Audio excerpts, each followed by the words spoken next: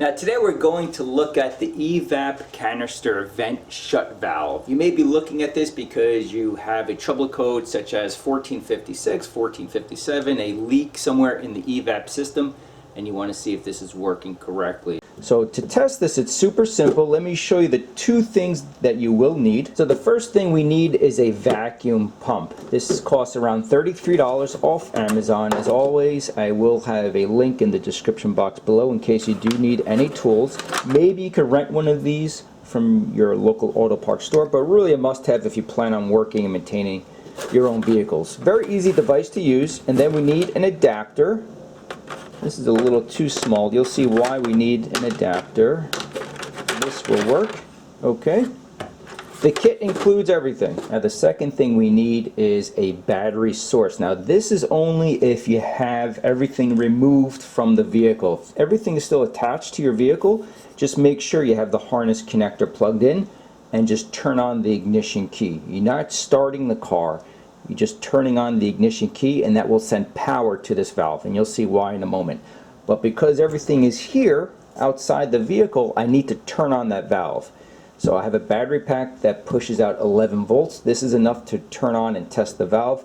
If you have cordless tools, another perfect battery source. Just again, make sure you have a 12 volt and not 20 volt. 20 volt may damage the valve, and you don't want to do that. Okay, now let me set everything up. So the first thing I'm taking is the adapter that's included in the kit, and you'll also find vinyl tubing, so you can simply attach the adapter to the tubing. In my case, I just happen to have an extra pair of hosing, and that's because when I do these videos it's a lot longer, and if I'm underneath the car it's just easier to deal with. So then taking the opposite end and placing the adapter into the valve. That's it. This is ready to go. Opposite end goes into the vacuum pump. Now, first test is just seeing if this holds vacuum. It should not. Okay, so I'm applying vacuum. Nothing is happening here. That's a good sign. The second thing, or the second test, is now we need to energize. We need to turn on this valve to see if it's working correctly. In other words, it just may be stuck. It may be just worn out. So to do that, if this is still installed in your vehicle, just turn on the ignition key. Make sure that you have the harness connector plugged in, and this will energize the valve. Okay? In my case, everything is outside the vehicle, obviously. So if you take a look at the valve here, you have two metal connectors in there. I'm just going to energize the valve with a battery pack. So I have these two alligator wires. Again, purchased off Amazon if you ever do need these. So I'm ready to go. Alright. Opposite end just goes to the battery pack.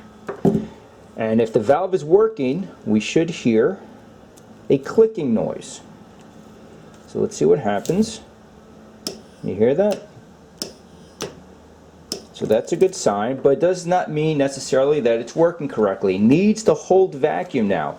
So don't apply too much vacuum. You don't want to damage anything, but just a little bit. And as you can see, the needle is holding. So this is a working shut-off valve. Okay, that's it. That's all it takes to test this.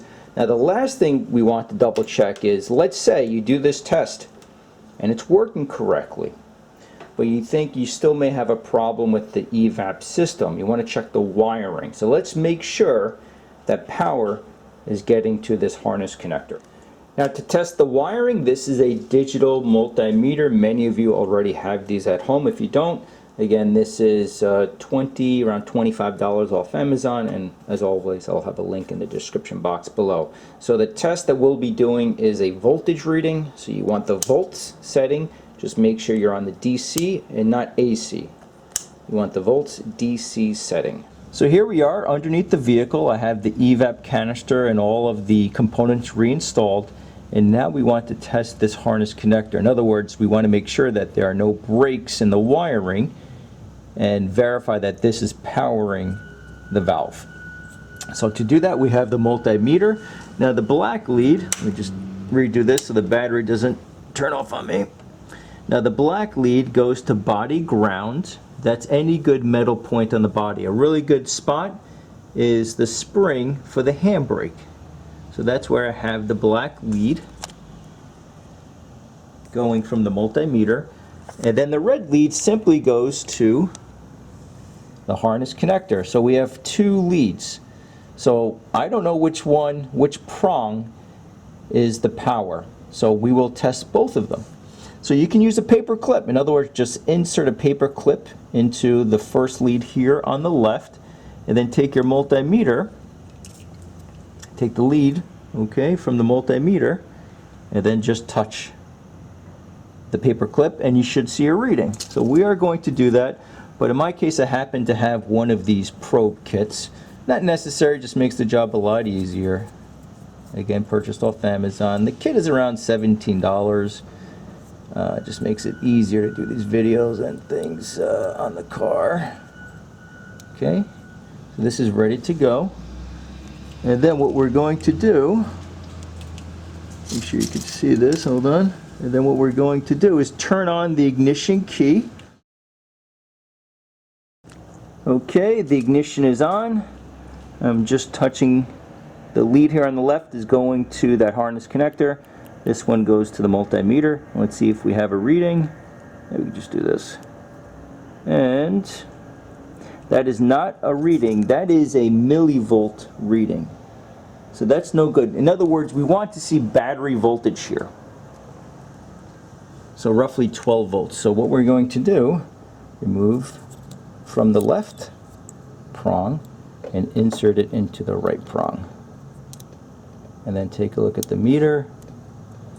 And now we have 11.4 volts, which is battery voltage, and that verifies that we do not have a wiring issue. So always check the wiring. Now if you're not getting power here and you've checked the fuses, typically they will rip right back here. So just check the wiring and you need to find the brake. So that really wraps it up for the EVAP and the emissions components. I'm now going to jump over to air injection components, which will be fun. I've never done any videos on those.